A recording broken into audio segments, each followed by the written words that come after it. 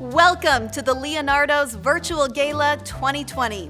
All of you who have joined us this evening know the importance of the Leonardo and its value to our community. The Leo is unlike any other cultural organization.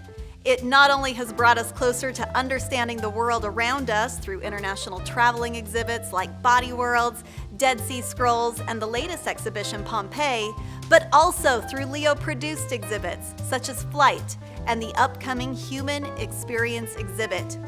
These exhibits and a multitude of programs inspire us to think differently and take action. Please note the fine sponsors that have offered their support to make this event possible. I'd also like to introduce you to Lisa Davis.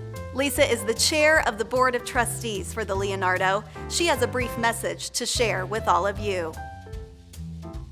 We're living in a fascinating time. Just about everything in our lives has changed. How we work, learn, meet people, even how we spend time with family and friends. And what we know and how we live today will continue to change and surprise us. Navigating this new normal requires that we do more than have a resilient moment. We must adopt a resilient mindset. And there is no better model for that than the Leonardo. For nearly 10 years, the Leonardo has shown extraordinary resilience, while at the same time bringing tremendous value to our community. Our mission of inspiring creativity and innovation in people of all ages has allowed us to be both multifaceted and responsive in how we continue to serve our audiences. In March, the Leonardo, like so many other organizations, closed the door to our physical space and almost overnight created Leo at Home, curriculum-based online programs to support students and parents as they made the transition to virtual learning. This summer, we held socially distant summer camps and are proud to say that not only did the program get rave reviews from parents and kids, we ended the season 100% COVID-free. This fall, we will be offering a variety of programs to support teachers, students, and parents with engaging educational experiences, regardless of where or how they go to school. So what's next for us? When we do open our doors again, don't expect to see the old Leonardo. We are taking this opportunity to live resilience by reimagining our role in our community, focusing our efforts on how we leverage our unique experience to prepare and inspire each one of us to fully engage in the important challenges and opportunities of our day. For example, we're gearing up to host another Mind Riot, a social entrepreneurship competition for high school students where they will design solutions around the theme Rapid Response Innovation. The exhibits team is working with the Center for Medical Innovation at the University of Utah, home to our Leonardo Award recipient, Dr. Chris Johnson, to create a next-generation exhibit about the inner workings of the human body. As an extension of our Girls Who Code program, we will be launching a new chapter in partnership with Black Girls Code, an educational and economic opportunity program for girls of color. We are also convening local social justice, culture, and education organizations to co-create new spaces and experiences where we can learn, empathize, celebrate, and gain a deeper understanding of each other's struggles and strengths. We believe that the most important role the Leonardo can serve in our community is to build understanding and resilience, to inspire creativity and innovation in how we think, how we learn, and how we seek to understand ourselves and one another. And while our exhibits will remain closed for the time being, the impact of the Leonardo won't miss a beat. We are so grateful to have you with us this evening. The support you give the Leonardo is the essential fuel for a very, very important work. Thank you and enjoy the rest of the program. Thanks, Lisa. We have a wonderful event planned for you. A great silent auction with creative travel, at-home culinary and libation experiences, home decor, and fine jewelry, just to name a few. You can view and bid on the silent auction items at any time this evening and until September 25th at 6 p.m. And just think, no need to dress up. So grab your favorite beverage and snack. We promise this evening will be unlike any Leo Gala you have ever attended. It kind of has to be, and I'm sure you know why. But we are so happy that you chose to spend your time with us and join in our celebration of one of the brightest minds in our community. Tonight, we are honoring a local individual who exemplifies a modern-day Leonardo da Vinci, Dr. Chris Johnson. We will hear from Dr. Johnson in just a few minutes, and celebrated leaders Dr. David Pershing and Dr. Ruth Watkins. It is now my privilege to introduce former University of Utah President, Dr. David Pershing. Dr. Pershing joined the university staff in 1977 as a professor of chemical engineering.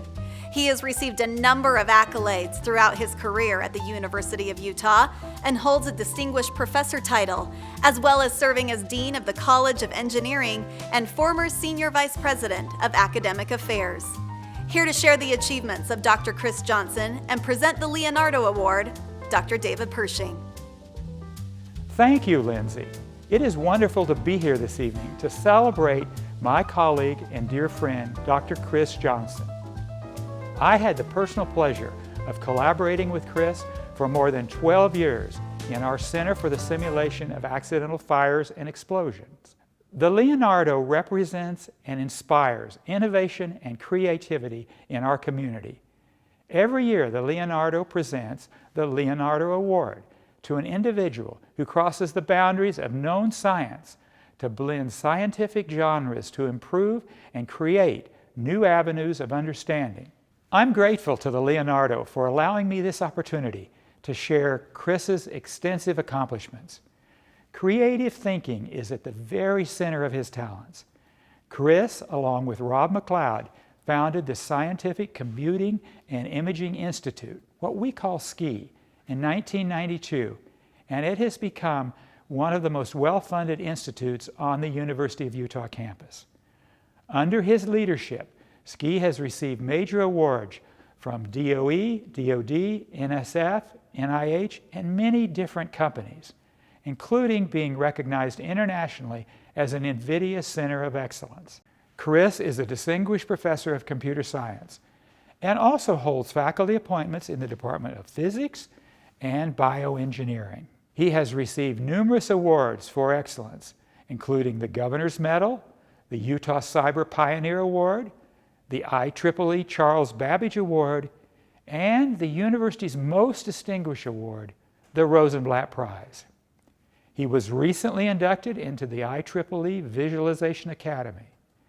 Many of Chris's efforts in medicine have helped improve our lives through better imaging and visualization. But we really know that Chris is a modern-day Leonardo because he's married to the wonderful Utah Poet Laureate, Catherine Coles. Art and sciences are simply better together. It is now my great pleasure to present the Leonardo Award to my friend and colleague, Dr. Christopher Johnson, for his curiosity, creativity, and vision. It has been my privilege to work closely with this exceptional human being. Thank you, Chris, for your decades of dedication and excellence. Thanks very much, Dave, for those kind words, and thanks very much to the Leonardo for honoring me and the SCI Institute with this award. I'd like to tell you a little bit about the Scientific Computing and Imaging Institute and share with you a few research highlights. As Dave mentioned, the SCI Research Group was founded by Professor Rob McLeod, shown here in the yellow box on the left, and myself in the early 1990s, along with a small group of very smart and hardworking graduate students and postdocs. We went from the SCI Research Group into the Center for Scientific Computing and Imaging in the late 90s. And in the year 2000, we became a university research institute, the Scientific Computing and Imaging Institute. Since that time, we've grown into a research group of more than 150 faculty, staff, and students. The research of the SCI Institute can be broadly categorized into three different areas: information and scientific visualization, biological, medical, and geophysical image analysis, and biomedical and scientific computing. Shown on this slide are a number of our research collaborations with researchers in science and engineering and medicine throughout the world. The research ranges from genetics to astronomy and astrophysics to fluid dynamics to medical imaging and cancer research. I don't have time to share with you each of these very interesting research projects, but I do want to give you a few research highlights. The first research project I'd like to describe is open space. I'm sure you've all been in planetariums and taken these amazing tours through our solar system's galaxy and universe. A few years ago, NASA approached a group of visualization researchers and asked if we could use our visualization research to be able to visualize NASA telescope and imaging data for astronomers and astrophysicists. And we said yes. And a group from NASA, the American Museum of Natural History, the University of Norrköping in Sweden, NYU, and University of Utah started the Open Space Project. It's called Open Space because it is all open source. Anyone can take the research and the software and use it for themselves.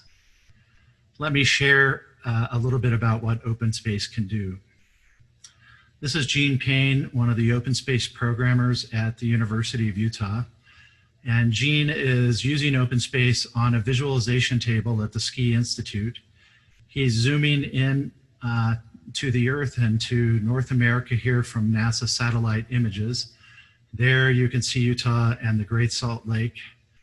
We're now going to project Open Space onto our Powerwall, which is a display system of 36 30-inch monitors for high resolution display. We've now zoomed into the University of Utah, and Gene has taken his hands away from the controls of Open Space, and you see that the image continues to move. The reason for that is because the Earth is rotating, and these are real-time images from the NASA satellite database. I'm still amazed when I see that, and think it's just so cool. We've recently imported the entire Sloan Digital Sky Survey into Open Space. The Sloan Digital Sky Survey is the highest resolution three-dimensional mapping of our universe. What you see displayed using Open Space on our Powerwall is the Sloan Digital Sky Survey's imaging of the galaxies in our universe. So each one of those little dots is a different galaxy within our universe. We're continuing to expand and Open Space to be used in researchers throughout the world and also in planetariums. The next project is a real blend of art and science. It's an amazing project led by Mark Lavoie of Stanford University called the Digital Michelangelo Project. Several years ago, Mark was able to scan Michelangelo's David statue using laser range finding scanners at very high resolution. We were then able to take that model made up of millions of little triangles and visualize it interactively using a visualization system that we had created. Here we're interactively zooming into the eye so that you can see the resolution of the model and just how small those little triangles are. In our system, we were able to control the lighting and shading as well. And here we're showing you what the David statue would look like at different times of the day as the sun moves across the sky.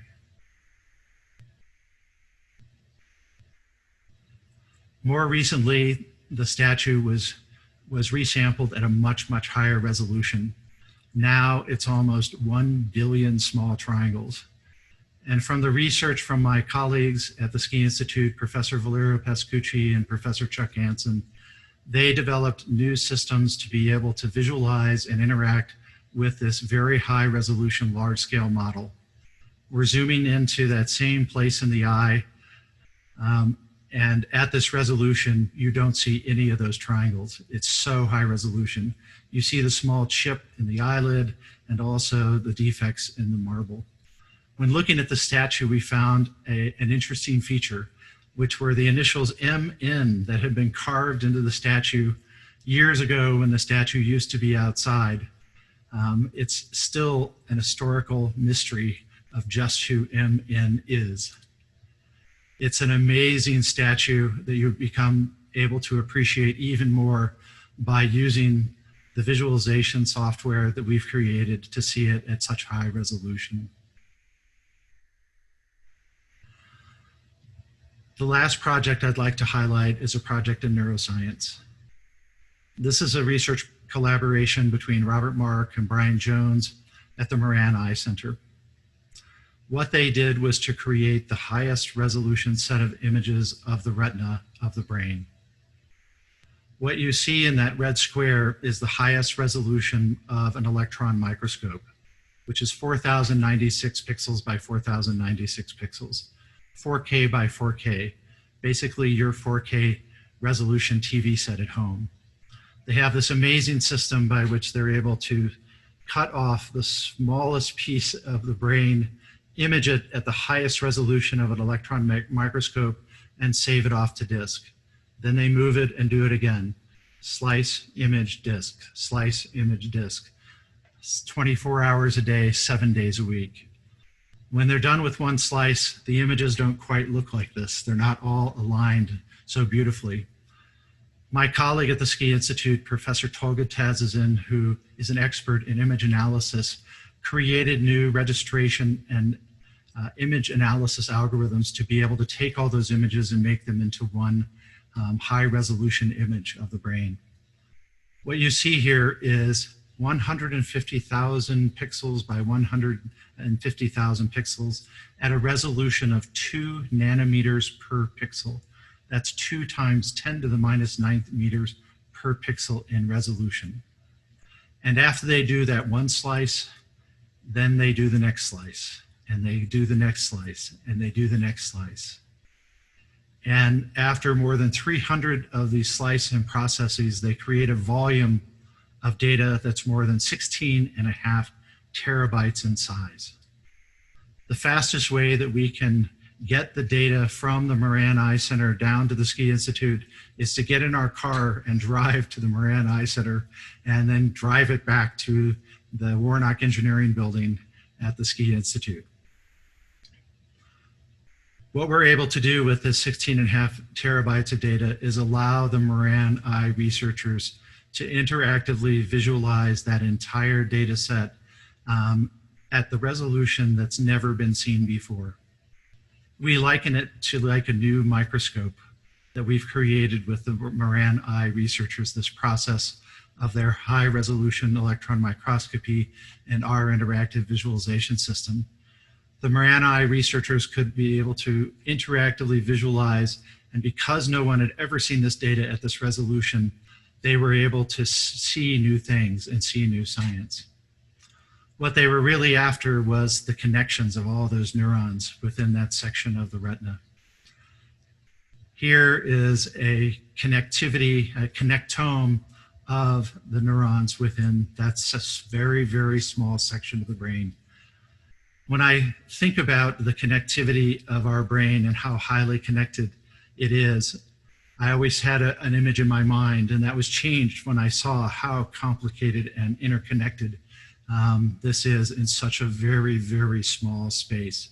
It's truly an amazing research project, and we're continuing this project with even higher resolution processes that Brian Jones and collaborators at Moran are creating. The researchers at the Ski Institute work really hard and are incredibly productive. I'm often asked, how are you producing so much amazing research? Well, the answer is we have a few productivity machines. On the left, you'll see 5 espresso machines. Coffee and espresso is very important to our productivity. And we have 5 just in case 4 break down. We can still have our coffee and espresso. On the right, you'll see there's a ping pong table in the reception area of the Ski Institute. We've discovered that ping pong turns out to be the international sport of geeks. We have people that play from all over the world, and we have an annual ping pong tournament at the Ski Institute.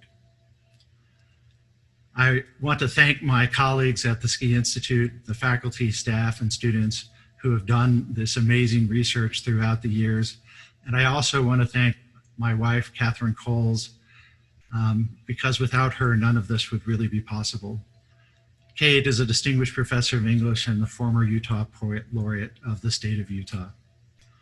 I also wanted to acknowledge and thank the many funding agencies who funded our research throughout the years, from the National Institutes of Health, the National Science Foundation, the Department of Energy, the Department of Defense, Army Research Lab, DARPA, Intel, and NVIDIA, and many other industrial companies. And I hope that you will go to our website and learn about many more interesting Ski Institute research projects from the past, the current, and the future. Thank you again for honoring myself and the Ski Institute with this amazing award. Thank you for the opportunity to say a few more things regarding Chris's accomplishments and his dedication to the University of Utah Sciences. On behalf of the entire university, I want to offer our warmest congratulations to Chris Johnson on being recognized for his lifetime achievements by the Leonardo Museum of Creativity and Innovation. I want to echo what Dave and others have said. It is so fitting that the Leonardo, named after one of the greatest thinkers of all time and dedicated to promoting science and technology, has selected Chris for this honor. Chris, as you have heard, has had a very illustrious career. He embodies the visionary thinking that the Leonardo showcases. Chris has pioneered innovations in scientific computing and data visualization. As the founding director of the Scientific Computing and Imaging Institute, Chris paved the way for more than 200 faculty, staff, and students to engage in their own research and innovation. In addition to his other awards and recognitions, Chris is the recipient of the university's Rosenblatt Prize for Excellence and many other honors. Chris, you have had a stellar career. It is our good fortune that you have built your career here at the University of Utah. We are grateful for all that you have done to advance scientific visualization. I would also like to thank the Leonardo for recognizing Dr. Johnson and for being a long-standing partner with us at the University of Utah. From Body Worlds to the upcoming Human Experience exhibition, the Leonardo and the University of Utah are committed to working together to bring the latest information and newest technology to exhibits and to programs that reach our entire community. It has been wonderful being part of this evening's celebration. I now turn you back over to Lindsay to wrap up the Leonardo's 2020 Virtual Gala. Thank you. Wow! It was amazing to hear about Dr. Johnson's achievements from two accomplished educational leaders. Thank you, Drs. Pershing and Watkins, and congratulations, Dr. Johnson. Now for the wrap-up.